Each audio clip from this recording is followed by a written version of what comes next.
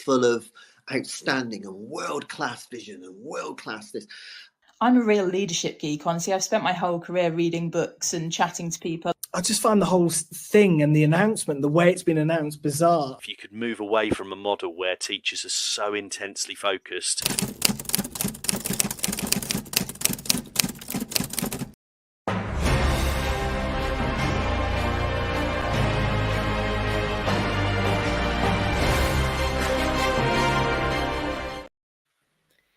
Good morning and welcome this Sunday morning, the 12th of May, for our weekly review show. Today I'm joined by Maxine, Christopher and Lianne, and we've got a lovely jam-packed show for you today.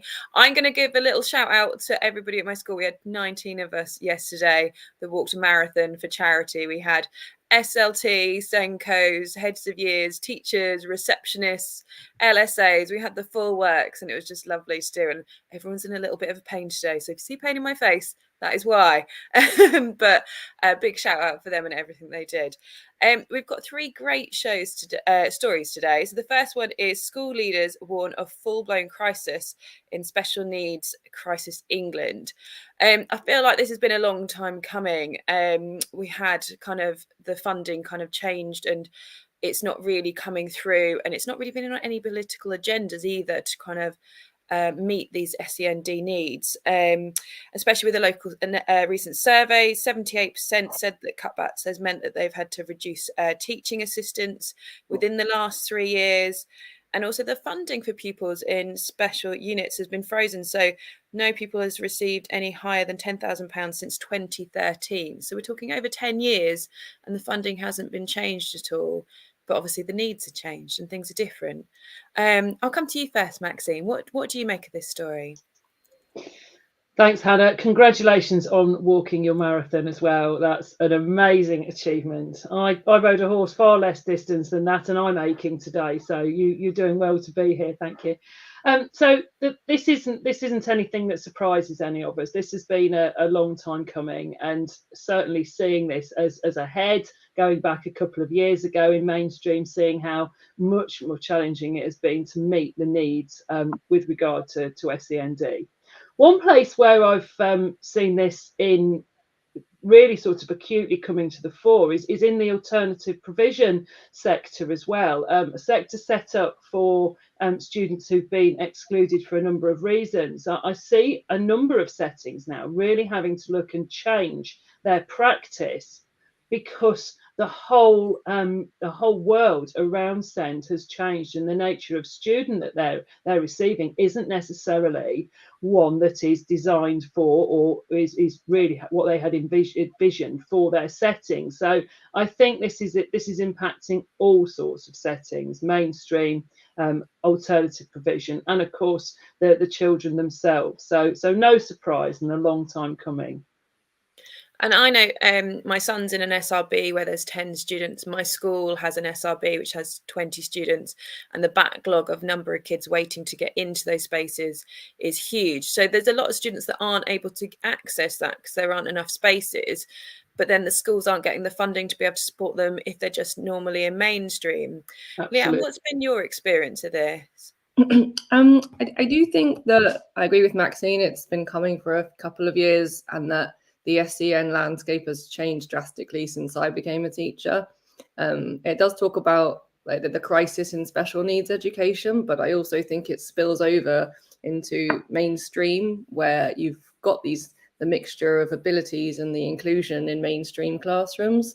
I also think that there are schools out there that do it very well, and that we miss a trick in teaching sometimes, in sharing with colleagues and sharing practice. And maybe we don't need more special needs schools, we just need more maybe a special needs. We have units in mainstream schools where they spend part of their day in a different classroom, and they don't just learn the maths and English, they almost learn life skills.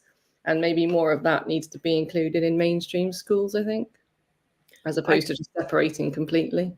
Yeah, I completely agree. My school does it and they do it very well, and the children are really supportive, and I feel like more schools need that added on the side. It also mentions how there's a bit of a backlog for kind of EHCPs, and I feel like that's a bit of an issue. Oh, and we've got a tweet or message from Matt Trail Times. Yes, APs and ACPs getting more pupils who should be in full SEND settings. All settings are seeing increased needs. Yeah, so we're getting so many more needs. And there's also this real backlog in terms of getting kids EHCPs, getting them diagnoses. Like I think the diagnosis, especially in my area for ADHD, is 4 or 5 years to get a full diagnosis. So kids in year 7 are going to be lucky if they've got their diagnosis by the time they hit their GCSEs. So like there's that issue as well, that we can't get the diagnosis, so it's taking longer to be able to give them the help. Christopher, what are your thoughts on this story? It's a tricky one, this one. I'm also an SEND governor in a primary school setting, as well as a teacher in a senior school setting. And I mean, the article says it's partly about funding, but I think it's actually quite a lot more complicated than that. I mean, there's the constant rising demand for SEND provision, which means that, of course, we've got limited resources being stretched more and more thinly. But I don't think any of us is helped by the 2014 Children and Families Act, which basically says that a child has special educational needs if he or she has a learning difficulty or disability which calls for special educational provision to be made for him or her. And the increasingly wide category of students this now covers perhaps suggests that we should really be talking about a crisis of childhood rather than a crisis of SEND provision. I've got questions about whether our society's approach to developing children in early years and in the preschool home is actually contributing partly to this situation. And I think the sooner we get round to the Children's Commissioner doing a full review of what it means to be a child from birth to the age of 18, the closer we're going to get to solving these problems. Thank you. And now we'll move on to our second story. This one is the DfE investigates why some schools are not.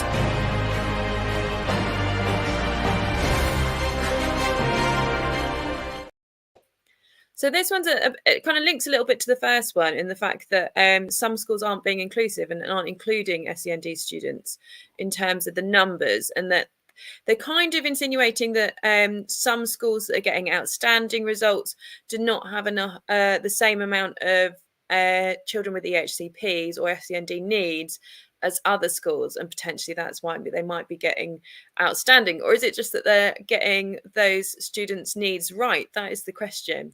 Lianne, what's your thoughts on this? I think my first thought was, are there not more important things for them to be changing and investigating than investigating schools that have been given outstanding by Ofsted? Ofsted are the ones in charge of inspecting, so I don't know. I think there are more important things for the DfE to be delving into and putting strategies in place for. Completely. For me, for a mother of a child with an EHCP, that also gives you a choice. You can pick a school for them, and generally they have to kind of take that child into that school. If you say my child's got those needs, I think this school's best for them. So is it actually more that we need to maybe inform parents a bit more about what school they're picking for their child with an EHCP? Maybe they're not kind of aware of that. What do you make of it, Maxine? I think you know, as a former head, it is something that has been sort of built into schools' reputations over many, many years, and some schools do pick up a reputation of being really good places for children with SEND. Now, as a head, I would have always been massively proud of that if that had been said about my school, but that does bring huge challenges for those schools that maybe other schools that aren't trying to get that reputation or are trying to get a different reputation aren't necessarily therefore facing. Now, that's really hard to prove, and that's really, you know, that's really subjective and potentially quite controversial. But that is more about reputation and about word and potentially around marketing than it is about a school and how they actually run and how they work with children. And a lot of that could be potentially hearsay. who knows? So it is difficult to test, and I feel really uncomfortable about the thought of putting another layer of Ofsted pressure in there to check to see if that is happening for some of those outstanding schools, because there are some really great schools linked to the first story we've had about these increasing challenges with SEND. Some really great, some schools I've seen, particularly in the primary sector, working so hard around meeting some really challenging needs, quite rightly, and not necessarily then always getting that right. So I think this is really difficult for schools, and I would hate to see anything that would come in potentially as a sledgehammer to crack a nut, to sort of say, okay, let's look and check, see if these outstanding schools are being inclusive, because many actually really are and will be doing a really great job. Do we need to kind of cap the number of EHCPs students that a school has, or make sure all have a certain amount within a catchment before we then allocate the others? What are your thoughts, kind of, Christopher, in terms of how could we make sure this is kind of even to all schools? I think your idea is a good one. I think bringing in some kind of cap to establish more equality between schools in a catchment area would be a good idea. I mean, let's be honest about this. Those schools that are resisting inclusion are typically doing it because they feel it can be expensive, or because it can be resource intensive, because it can, or because it will put downward pressure on exam results. And that's largely the reason why you will find schools resisting inclusion. I think the other important question here, as someone who has family members who spent their entire teaching careers pretty much in the special schools sector, is, are we still valuing the really important role of special schools in our education system? I mean, phenomenal progress is made with students in these settings every day of the year, and it's progress that probably wouldn't happen in a bigger school, more complicated setting, more people to get to know, more lessons, more timetables, changes around the building, all kinds of reasons. Some students will find that special school provision is the best educational provision for them. I think we also need to be clear, actually, about what mainstream inclusion often means, because it will typically involve at secondary level a compulsory entry for GCSE English language, where we know dyslexic students typically perform less well than non-dyslexics because the test is designed to discriminate between them. It means GCSE maths, where students with dyscalculia typically underperform those without this condition. It typically means sitting in classrooms of 30 or more students. And it will typically mean preparing them for an examination system that delivers inclusion through access arrangements and is specifically designed to discriminate between students by outcome. Is this inclusion? I'm not sure it is. Currently, too much is left to chance. We need a proper review of the system. We had a message from Andy Jolly. He said one head from the South Coast was telling parents to take SEND students somewhere else. And actually, this was actually one of the conversations I had on a walk yesterday with one of the ladies at my school. Her daughter is diabetic and has an EHCP. And she said that they visited the open evenings in the area, and one of the Senkos that they spoke to just said, oh, well, they'll send the HCP to the teachers. And that was kind of basically all the information that they could give them. But then the one she sent to kind of was able to really kind of talk it through and explain it and tell them how they were going to support her and what they could do and what they can do. Because it is a life-threatening condition, even though the student might be kind of nonchalant because they're used to it. Mm-hmm.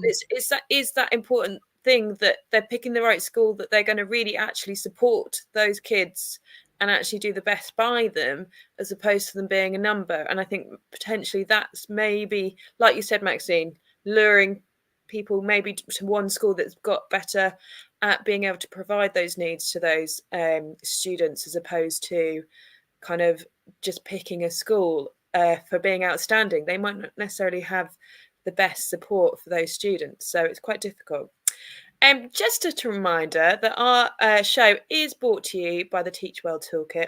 The Teach Well Toolkit is a multi-award-winning company equipping schools, communities to build a culture of staff and pupil mental health Founded by the school leaders and qualified mental health first aid instructors Steve Waters and Sunita Bagri, they are DofE approved providers of senior mental health lead programs with an impressive portfolio of skills to support school staff, including counselling, coaching services, and meditation. They have trained over 100 schools to date. Feedback has highlighted how beneficial schools have found the training and commented on how Teach Well Toolkit understands the mental health challenges faced by staff. By signing up to Teach Well Toolkit Senior Mental Health Lead training, you will have access to full resources, unique program, which will support every step of the way in your role as senior mental health lead in your school. To find out more, visit teachwelltoolkit.com. I think it's something crazy, like only 50% of schools that can use that funding have actually applied to use it and get their senior mental health lead. So if you haven't got one in your school, do check it out, because there is funding available. And now it's time to our third and final story. So this one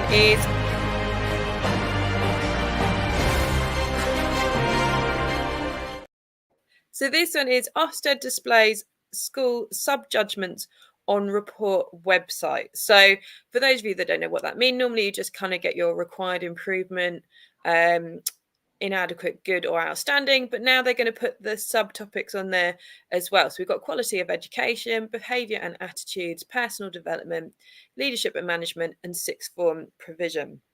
So those will be there. So it means that they don't have to click into the article and actually read the whole report. They can just see that on the website. So personally, I think this is good. Like a school that I was at a few years ago, we got outstanding for everything except for I think it was quality of education was good, so therefore we got good overall, even though everything else was outstanding. So in that respect, it would have probably, people would have just thought we were good, but there was a lot of kind of outstanding qualities within the school. So for me, like it's good that there's more on there, but also it's another one that this, I feel like maybe then it's still not listening to teachers. We're not kind of feeling these, and also the fact that it's our parents, if they're not bothering to click on the reports, is this going to really inform them anymore? Who knows?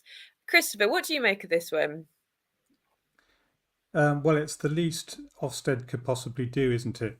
And I do mean the least they could possibly do. So instead of a single one-word judgment, parents will be presented with 6 one-word judgments. I mean, the Chief Inspector himself is right, of course, in saying this change is a small one. He's suggesting it's moving in the right direction, so perhaps we need to give it a year or 2 more to see what happens and what comes out of the big listen. But, you know, really, to meet its ambition of becoming a world-class inspectorate and regulator, Ofsted probably needs to be much more imaginative within the limits established for it by government. So I realise that the Chief Inspector has that difficult role of being essentially a government appointee pretty much, while trying to reorganise a system, hopefully from the bottom up. But things we need, well, we need more peer-to-peer professional involvement, certainly. We need further movement away from this inspection set piece visit culture. We need a slimmer and simpler inspection handbook. That would go a long way to simplifying things for people. And we certainly need more supportive processes for schools that aren't in the positions of the ones we've just described, where things are not going well. I mean, the drowning swimmer needs a lifeline, not a brick and a public commentary on the speed at which they are drowning. So small movement, but we need to see much more, I think, in the future. It's one of those. Does this just show that actually we need to make the reports more parent friendly? What do you make of it, Lianne? I think, does it now ask parents to decide which categories they place more weight on? Because I think if you get a report like the one that we just saw, everything was good apart from leadership. And I wonder, how do you get good teaching if you have leadership that requires improvement? And are they in a way underestimating parents? Because I would imagine you want the best school for your child, and maybe let's make the reports less wordy but easier to read.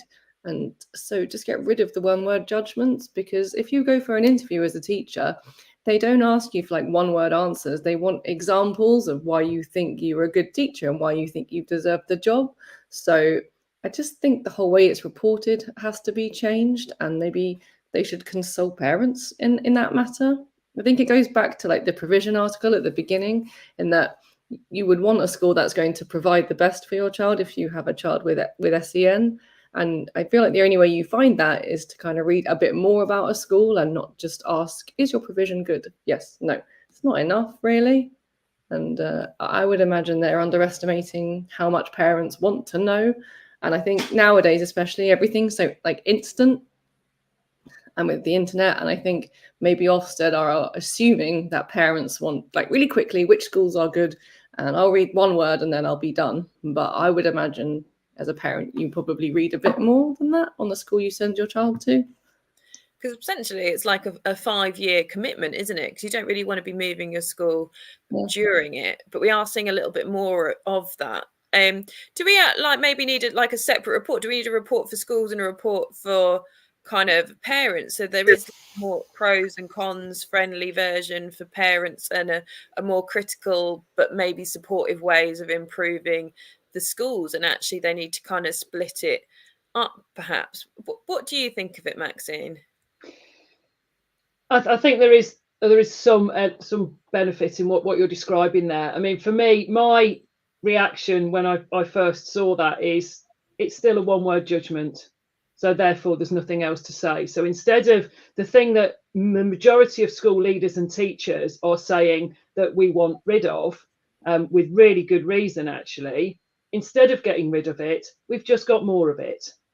And what it's done, in my opinion, is it's that danger of a little bit of knowledge being a very dangerous thing. So when you look, for example, if you're just showing, the example I think is a really useful one, that a picture that would suggest, okay, overall that school requires improvement. Think about the assumptions that people will make based on that additional bit of information that they've been given. Now, they're going to make some really big assumptions about school leaders. Now, it may or may not be true. I haven't read the full report. I don't know what the text shows. I don't know what the issue is around leadership and management in that school, where quality of education, behaviour and attitudes, personal development and sixth form provision are all good. Presumably, it can't be all bad, but I'm coming at that as a sympathetic school leader. Parents may not look at that. So I think it will set hairs running. I think it provides a little bit of information. And I think what we're not doing is actually encouraging parents to read the text. So Ofsted are saying, actually, we've got the text, and I heard this myself at the Schools and Academies show. School leaders shouldn't worry about those single word judgments because we've got the text. But what we're doing is we're actually discouraging parents and carers from reading the text by saying, here, just have some more single word judgments instead. So I actually don't think it's a small step in the right direction. I think it's a big step in the wrong direction. And I think making reports more manageable, making the actual text, encouraging people to read them, if we are still going to continue with this inspectorate.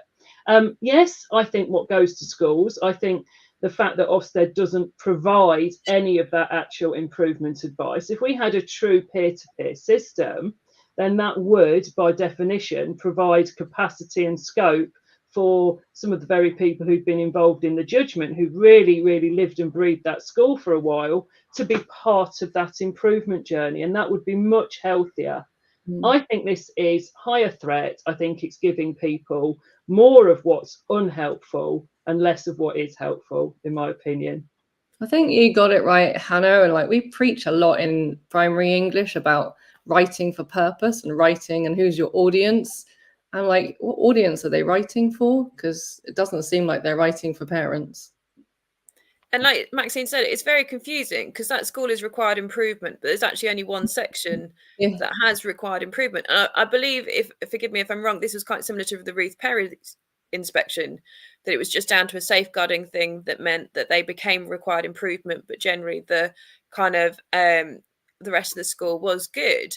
And like that can have a real detrimental impact on kind of the teachers, but also like the parents, this is just going to make it more confusing for them, surely, if they can be like, hang on, but this school's required improvement, but it's saying that it's all good. And it's like, in a way, it's that one is potentially a bit better because they can see that actually it's just a tiny little thing. Maybe it's new leadership. Maybe they're still getting their feet kind of in the ground and not quite up and running. You don't know the circumstances, but that's why it's so important that they have the words to go alongside it. It just seems to take away the context and therefore makes it a little bit more confusing. I don't know, maybe if Ruth knew that there were going to be all of the options out there, would that take the pressure off? But that's only going to happen if they take away the one word judgments with that. If we get five word judgments, actually that might take the pressure off head teachers. It's not a complete solving the problem, but it's maybe a middle ground between the two.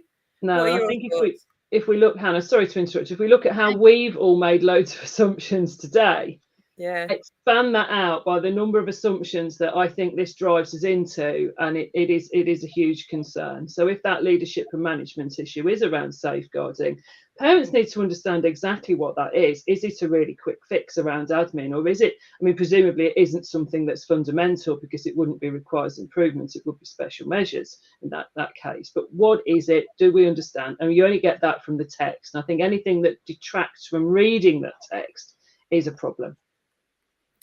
Fabulous. Thank you, guys. It's been a great conversation about that one. And we're going to move on to shows of the week.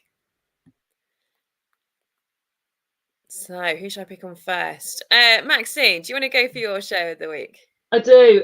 It was on a really unlikely topic for me. Timetabling is not one of my favourite things. And I really liked it because I felt it was Morgan and Todd's Twilight show on timetabling. They had Rizwan, an expert timetabler.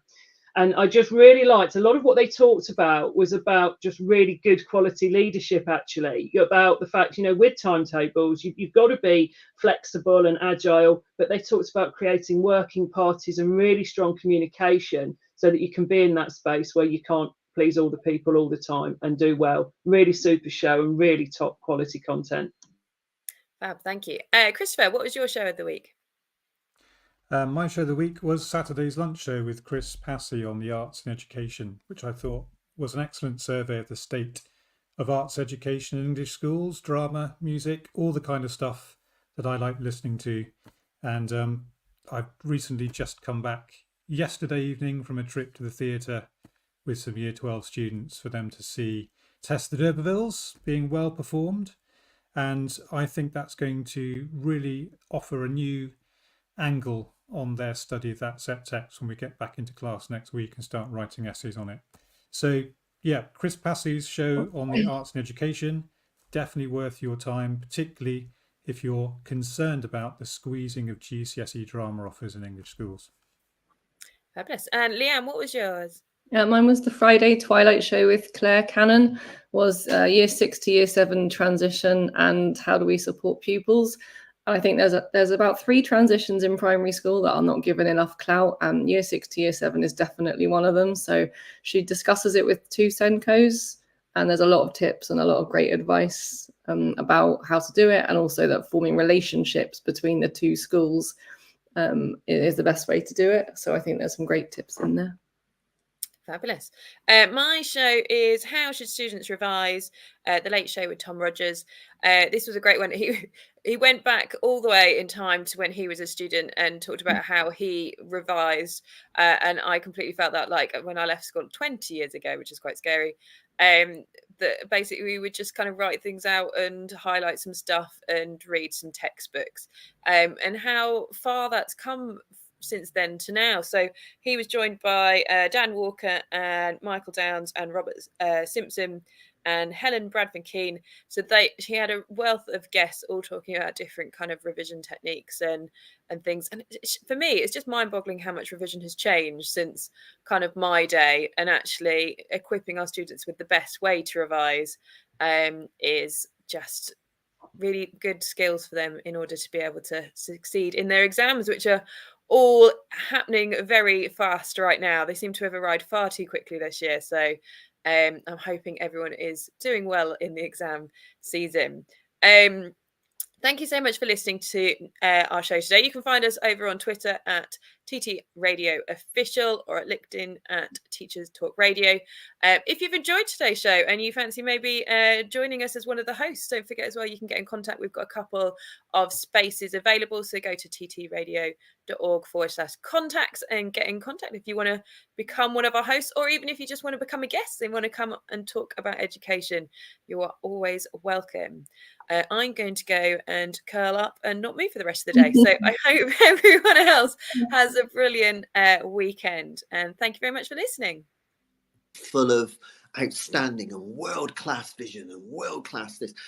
I'm a real leadership geek, honestly. I've spent my whole career reading books and chatting to people. I just find the whole thing and the announcement, the way it's been announced, bizarre. If you could move away from a model where teachers are so intensely focused